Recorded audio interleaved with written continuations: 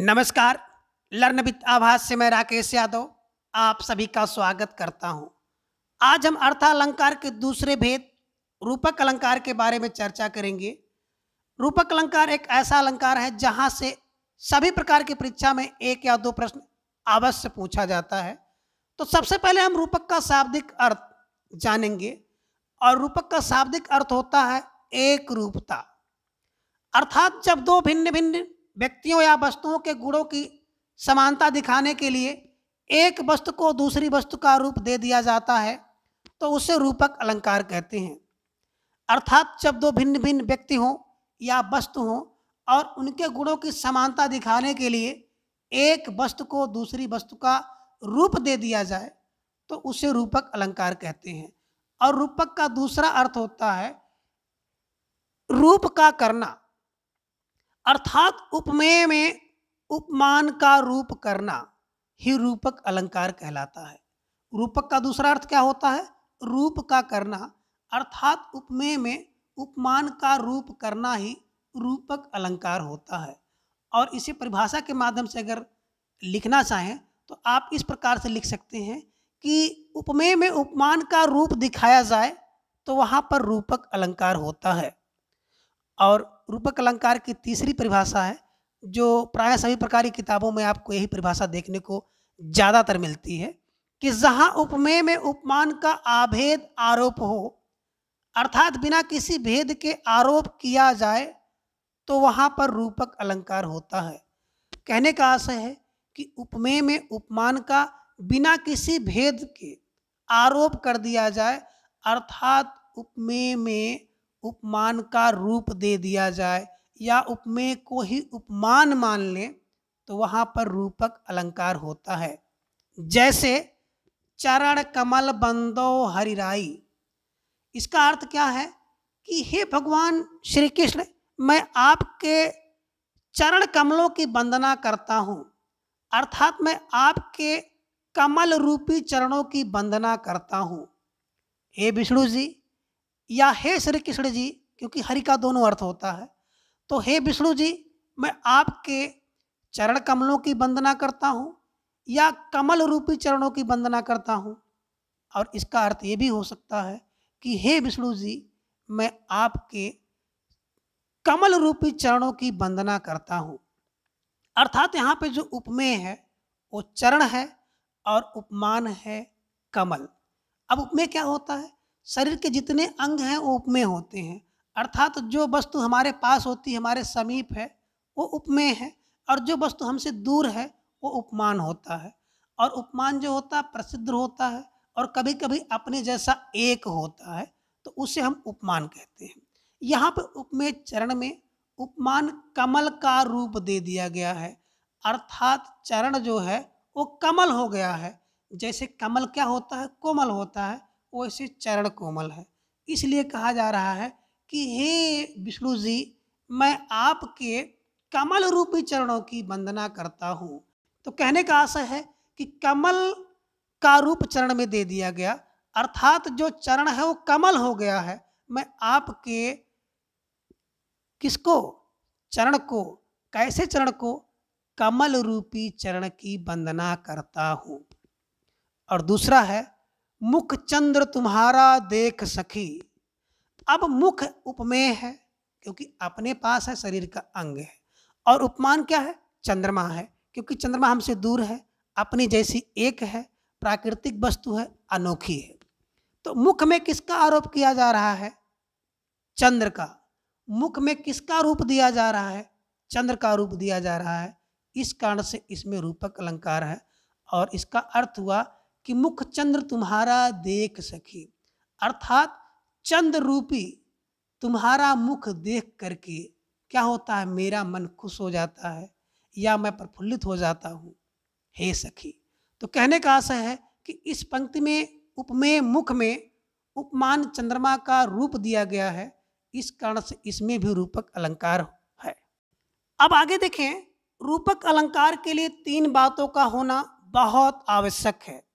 पहला है उपमेय को उपमान का रूप देना, अर्थात जो उपमेय है उस उपमेय में उपमान का रूप दे दिया जाए तो वहां पर रूपक अलंकार होगा। दूसरा है वाचक शब्द का लोप, अर्थात रूपक अलंकार में किसी भी वाचक शब्द का प्रयोग नहीं होता है।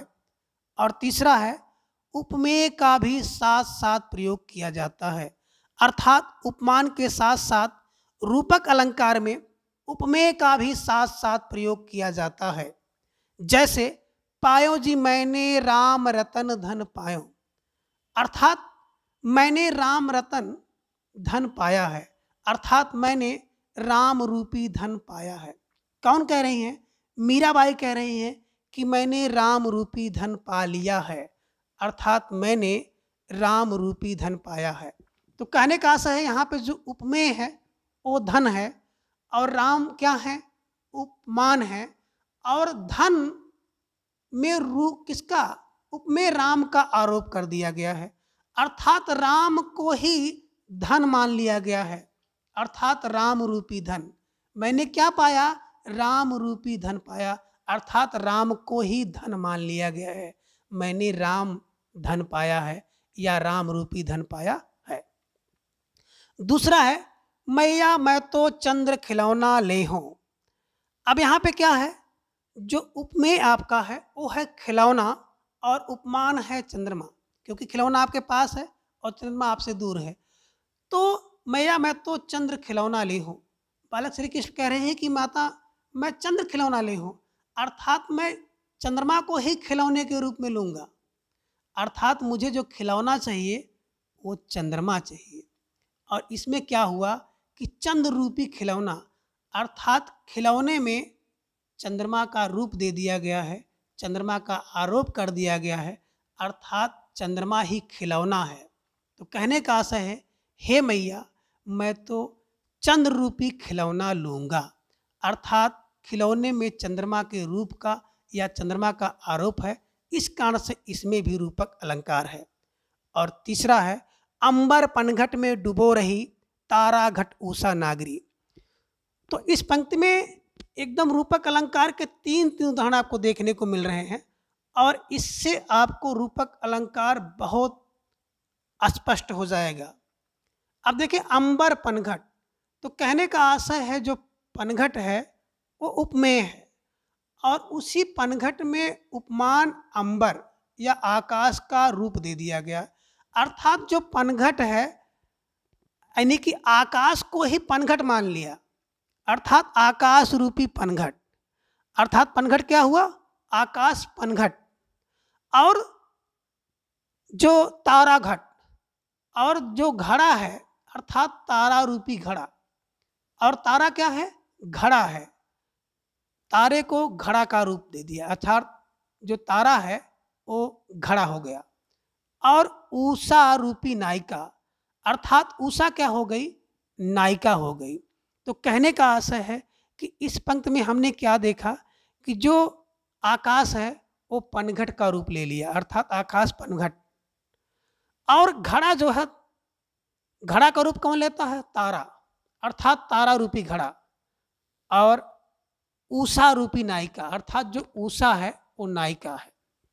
इस कारण से इस पंक्ति में बहुत सुंदर रूपक अलंकार का उदाहरण देखने को मिल रहा है कि आकाश रूपी पनघट, तारा रूपी घड़ा और उषा रूपी नायिका का वर्णन किया गया है। अब आगे देखिए बच्चों, रूपक अलंकार के कुछ अन्य उदाहरण आपको स्क्रीन पर दिखाई दे रहे हैं, तो आप इसको स्क्रीनशॉट लेकर के इसका अभ्यास कर लीजिएगा और इनमें से जो इम्पॉर्टेंट हैं उनकी चर्चा हम आपसे कर ले रहे हैं। तो पहला इसमें से जो इम्पॉर्टेंट है वो है चरण कमल मृदु मंजु तुम्हारे, और दूसरा है बंद गुरु पद पदुम परागा, और तीसरा देखिए आपको एक और उदाहरण मिल रहा है भज मन चरण कमल अविनाशी, और आगे देखें एक और मिल रहा है पायो जी मैंने राम रतन धन पायो। और आगे आप आएंगे तो आपको एक उदाहरण मिल जाएगा बिरह की आग कठिन अति मंदी, बिरह की आग कठिन अति मंदी। और इसके ऊपर एक उदाहरण आपको मिल रहा है सेज नागिन फिर डसी। तो कहने का आशा है कि रूपक अलंकार के बहुत से उदाहरण आपको दिखाई दे रहे हैं, इनमें से जो आपको इम्पोर्टेंट लगे उसको याद कर लें। और परीक्षा में आपसे पूछा जाता है कि रूपक अलंकार का अर्थ, इसकी परिभाषा और उदाहरण सहित इसकी व्याख्या कीजिए। तो हमने आपको 5 उदाहरण की व्याख्या किया है, 3 परिभाषा बताया है और इसका अर्थ बताया है। उनमें से जो आपको आसानी से याद हो जाए, तैयार हो जाए, उसको परीक्षा में आप लिखिएगा। तो आज की क्लास में बस इतना। अगली क्लास में फिर हम लोग किसी दूसरे अलंकार को लेकर चर्चा करेंगे। तब तक के लिए थैंक्स फॉर वॉचिंग।